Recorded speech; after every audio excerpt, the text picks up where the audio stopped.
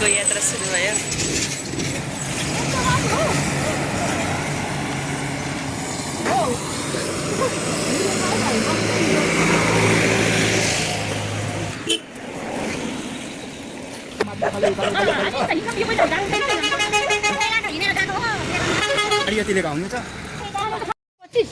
हजुर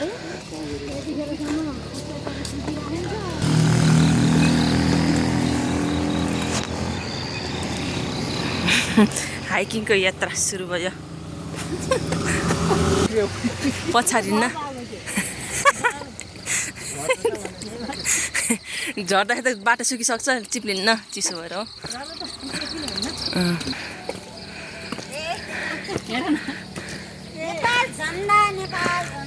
नेपाल झन्डा, नेपाल झन्डा।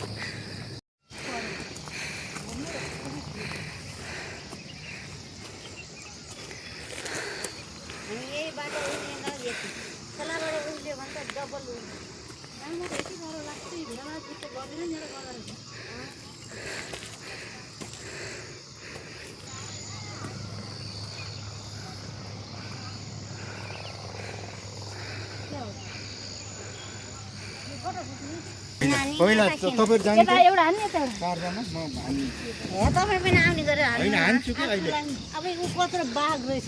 खोइ मेरो स्वर पनि नराम्रो आउनु फोटो पनि यसरी मेरो रगतमा राम्रो छ दिदी मेरो फोटो राम्रो आउन साच्चै हो मेरो उमेरदेखि चाहिँ फोटो राम्रो आउन के फोटो खिचेर अहिले घाम ताकिन्छ क्या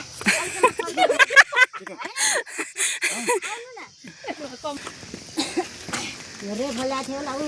रहेछ बाटोमा खाएन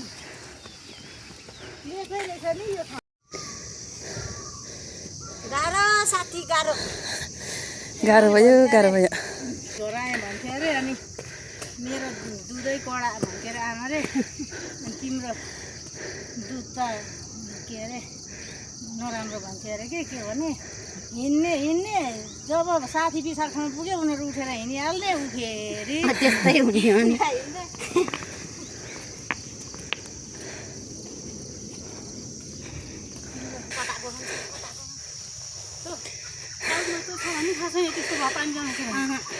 त्यस्तो गर्नु होला 1 महिनादेखि उपचार गर्दा धामी डक्टर नचिने छैन कसो दिदीको माथि बस्नु नि थचक्क पानी खाँदा जहिले बसेर खानु अरे अहिले सबैको यो खुट्टा दुख्ने खान्छु है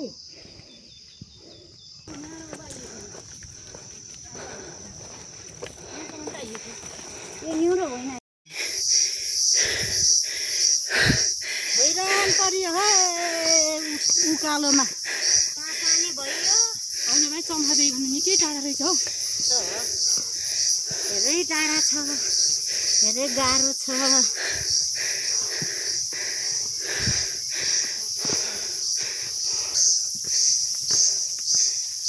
नस बोकेर बाँध हिँड्दै हिँड्छ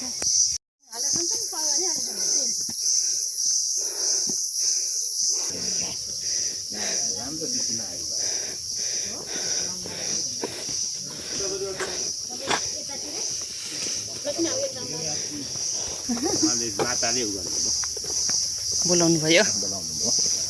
मान्छे सबैदेखि गाह्रा दार्छ आज फेरि राम्रो दिन आइपुग्ने तितिर हाम्रो क्या मसिनाको यो अलिक माथि हेर्नु पसिनाको त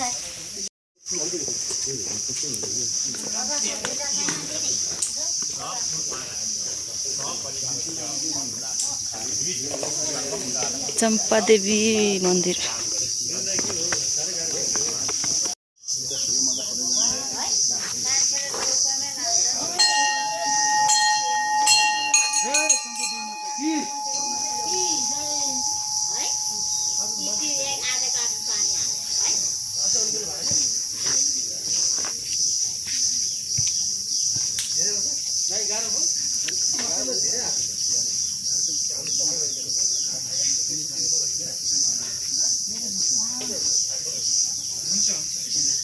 सकुलस्य सर्वविधि सुधा सुधा नवै शान्ति जय जगन्नाथ सकुसन्तानं विद्यानं पूर्णक्षेत्र गुरुले सही उसमा भन्नुहुन्छ कि आज शनिबार हो नि त सर्वम दानम शनि आज शनिबार हो नाम सुनेको भा शनि शंकर राहु केतु सबै ग्रह शान्ति अच्युतम कालम दिव्यानम पूर्व नक्षत्र सविदेन सहकार्यस्य सर्वविधि चन्दनं प्रति आयु पूर्व नक्षत्र सविदेन सहकार्यस्य अच्युतम कालम दिव्यानम देव्यो अब नवै ग्रह शान्ति जय हो गुरु जय हो जय हो सबैको जय दाजुको मत चम्पादेवी मन्दिर आइपुगे या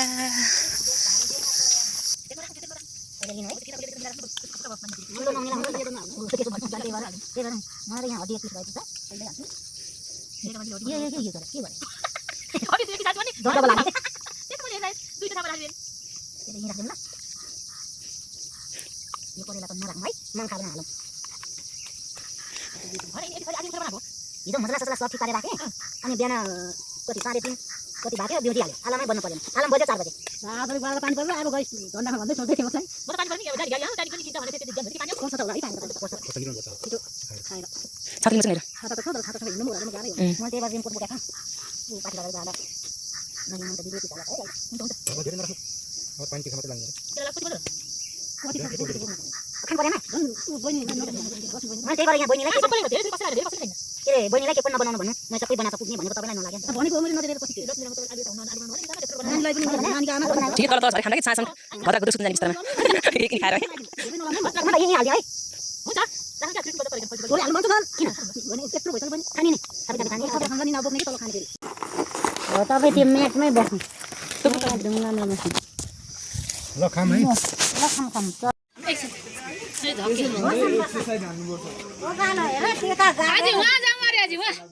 चन्द्रगिरी खाएर एकछिन जाँगर चन्द्रगिरी त चन्द्रगिरी कस्तो भने हिँडेर चाहिँ जानुपर्छ उकालो चाहिँ छैन के टाढो चाहिँ टाढो के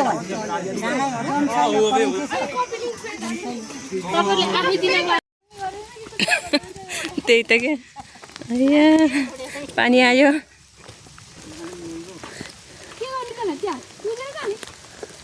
अरे हो त्यो हे भगवान पानी आयो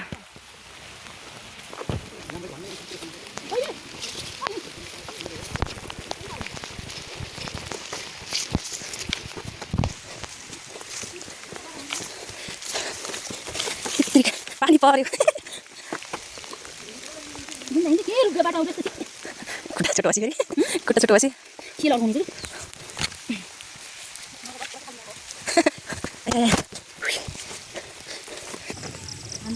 हजुर भारी पुरा सलिसले हाल्थेँ कि मैले यस्तै कि सल्लाह गरेको दिदीले के माग्नु हजुर